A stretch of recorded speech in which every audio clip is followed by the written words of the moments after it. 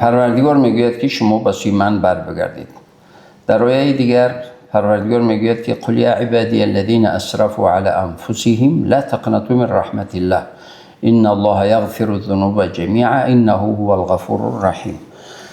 اگر شما یعنی در معصیت گناه، در گناه و معصیت اگر زیاده روی هم کردید، اسراف هم کردید، خیلی از حد گذرونید هم، لا تقنطوا من رحمت الله، از رحمت الهی محروم نباشید، از رحمت پروردگاری محروم نباشید.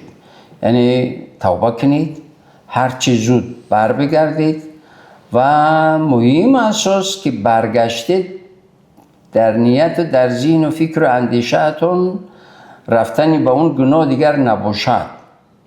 یعنی توبه چی هست؟ توبه همونی رو میگویند که میگوید پروردگار من توبه کردم، در غفلت موندم، شیطان غافلگیرم کرد، توبه کردم، دیگر نمیکنم.